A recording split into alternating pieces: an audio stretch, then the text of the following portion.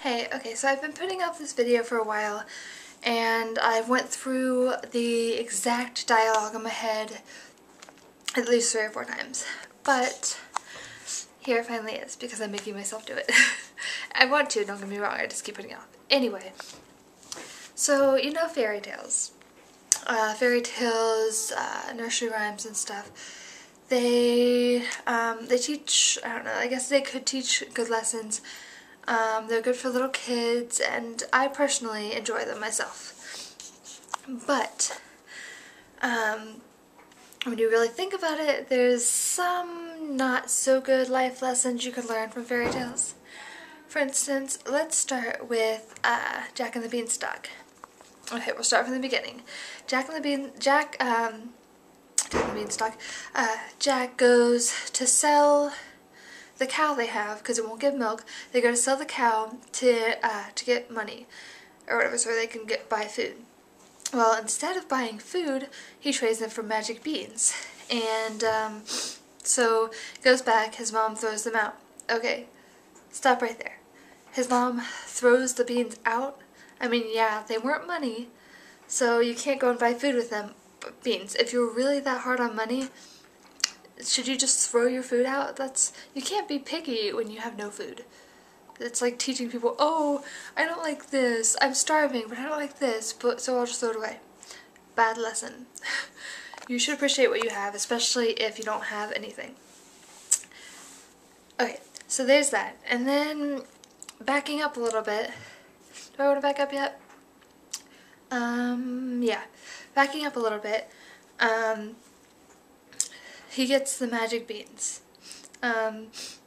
Taking out the fact that, I mean, yeah, I guess you expect a kid, it's no big, a kid would possibly be like, oh, magic beans, that's so cool, I'll take that. So that's no big deal. But, okay, a kid goes out on the street, imagine, trying to sell a cow in the street, maybe in a country town, maybe in a city, and a guy offers him magic beans on the street, and he trades the cow for magic beans. Okay, if you went on the street, say in New York, and somebody offered you magic beans, and it was little circular objects, come on, seriously. Okay, so say he takes these magic beans, and he goes and he eats them before he even gets home. It doesn't say he did, but say he did. It just skipped through that. Well, what if he took those and they caused him to just think that he saw this giant and a beanstalk and a golden chicken and all this giant stuff, and then he chopped down a beanstalk and like the giant fell and stuff.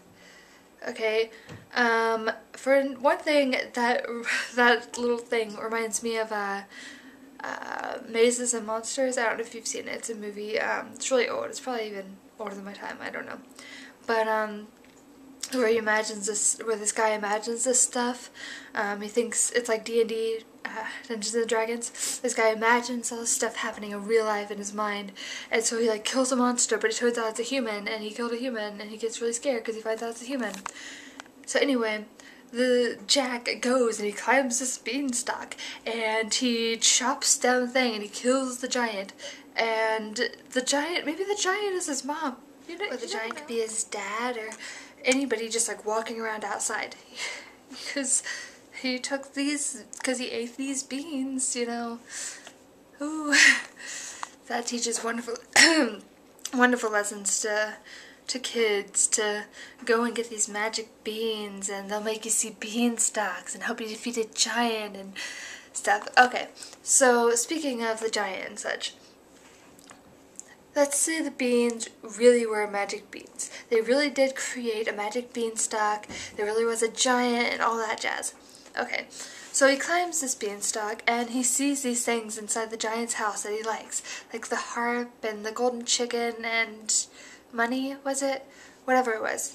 All these great things that are amazing. And he's poor, so he's like, oh, I'll take those things. That'll be amazing.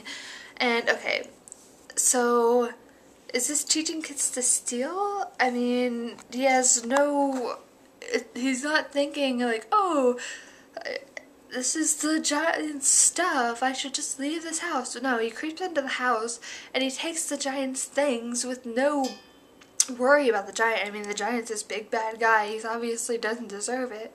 Is that what you're supposed to deserve? You're supposed to teach kids to steal because the other person didn't deserve it? You need it more? Okay, and so then he takes it, and in some of the versions, he chops down the beanstalk and the giant's coming down and dies. I don't know what happened. I don't remember the other versions, but that's what happens in some versions. So you steal. So it's teaching you. Is it teaching you to steal people's stuff, run away? When they chase after you, kill them? I'm not sure that sounds right. I'm not sure that's a very good lesson for kids. Just saying.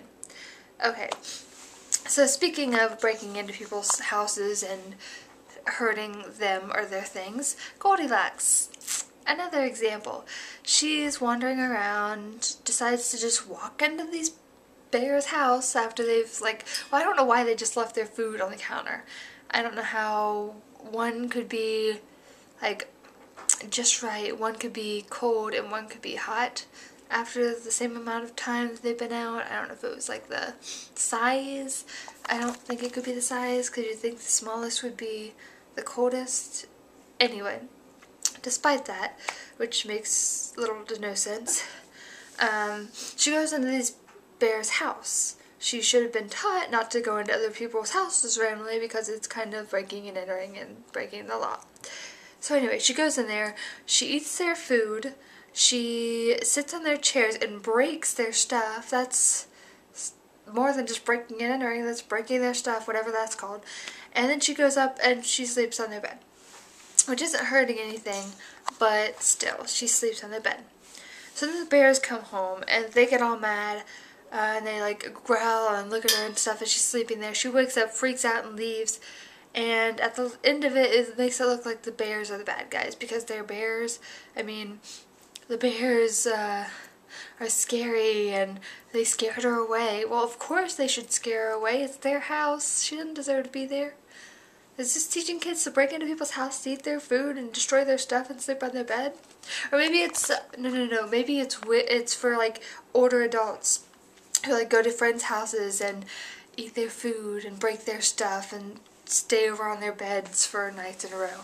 I haven't had that happen or anything, I promise, but some people might learn that from that thing. I mean, I don't think they will, but the fact it's not a good lesson to teach kids. And my last thing I want to go to, it's not really a bad lesson for the most part, there's just a little piece of it. Snow White. For one thing, she freaks out over the smallest things. It's pretty hilarious. I mean, I love Disney, don't get me wrong, but it's hilarious because she freaks out so much when she's running into the forest. She's like, ah, ah. Yeah, the noises are pretty much like that, I promise. You go watch it right now and tell me. And anyway, so later in the movie, well, she goes and she breaks into the dwarves' house and cleans their house and goes up and sleeps on their bed. I mean, I guess she's not hurting anything. She's cleaning it and she's not hurting their bed. She's just sleeping there, and then she ends up helping them and stuff. So I guess that's no big deal. All's forgiven because she cleaned the house. She didn't mess it up or whatever like Goldilocks did. So anyway, later on, she is given a beautiful red apple and she bites into it because it looks so good. Okay. So if in the story they call it an old hag, I'm not trying to say anything mean, but an old hag, an old witch lady thing, gives her an apple, and it's uber red and shiny and pretty and tasty looking. Okay, if it's uber red, like more red than usual, like, I don't know, don't eat it. For another thing, mainly if a witch, an old crooked, creepy looking witch in the middle of a forest gives you this kind of apple, you'd think it would be common sense not to eat it.